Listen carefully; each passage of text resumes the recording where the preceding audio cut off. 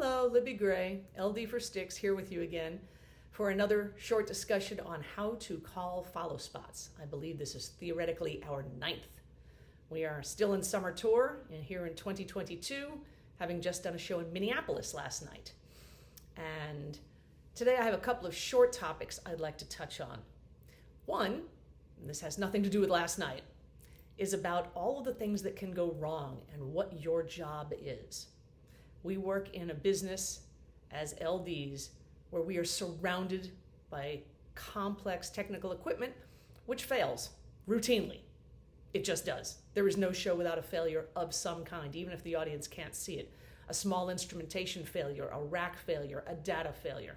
There are big problems that the audience sometimes does see, like if the amps go out, or there's a major rigging problem, or scenery, or video walls that collapse.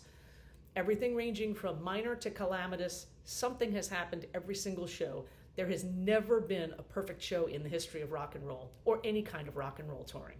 Never been a perfect show, never gonna be. And if there is, that means we're not pushing the envelope hard enough, if such a day should ever happen. But you have a very specific job, and I like the way it's encapsulated by an expression pilots use.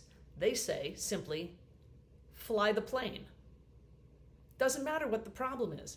If you are seated in the command chair at front of house for lighting, whether you have lost a truss due to a batted data cable, or your Proplex has failed, you've lost the entire rig, your console has failed, your follow spots have lost power, your operators have had a medical emergency, the house lights are stuck on or will not go off, whatever it is, you have one job: fly the plane. Because a rock show is like a plane. It doesn't stop mid-air just because there's a problem.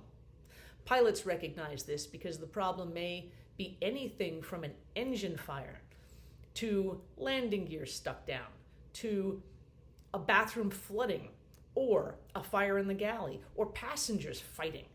But a pilot never gets to leave that seat and go deal with the emergency. The pilot has to fly the plane because the plane is in the air and full of people and fuel. So you have something as a parallel job. No matter what chaos is going on, there can be a riot erupting around you in the audience until someone tells you to shut down because the show is over. Weather, whatever it is, you have to fly the plane. So be calm, take a deep breath, and continue to use whatever tools are still left available to you. You lose the rig, flood and cover your follow spots with white light over the whole stage. You lose the follow spots and the rig, turn the house lights back on, or the stage works. You lose maybe you're down to just the rig. Then you take your downstage truss and you pop all your lights to white and you roll them to the downstage edge so the band doesn't walk off it. And they'll keep playing. They are not going to stop playing their song because there's a problem with the lights. So fly the plane. Don't worry about explaining it to anybody later, because in that moment the show is in your hands and it's going to keep going, so you better be out there in front with it. So enough about that. Fly the plane. The other topic to talk about today is a question that I get asked a lot. Excuse me. Aside with that little cough there, this week I told someone that I was still working on these video segments, and they asked me what editing software I was using. If you haven't figured it out, there is no editing software. This is one take where I'm just sharing what I have with you. I may have made a couple of takes, but this is every video that I post is going to be one take from beginning to end, because I already have a job and video editing is not it. So back to the question I was asked yesterday. Why follow spots in daylight? Well, we played a big grandstand and the sun was still high in the sky here in August and the stage was fully lit by the sun. Why use follow spots in daylight? And here's what I tell the operators. It doesn't matter whether you can see your light on stage. Doesn't matter whether the audience can see the follow spot at all. If it's bright daylight, it doesn't actually even matter what you're pointing at. Put your light in the correct quarter or half of the stage where you think it's pointed at your guy and open it up broadly in open white and leave it there. Why do we do this? This is so that when your band walks out on stage, they see big, bright, white lights in their eyes. Because even in daylight with the sun, they will see those lights pointed at them. Our job is to give them the closest approximation to what they expect. Now, they don't expect darkness if you're playing outside in the summer, but they do expect lights in their eyes, and you can give them that.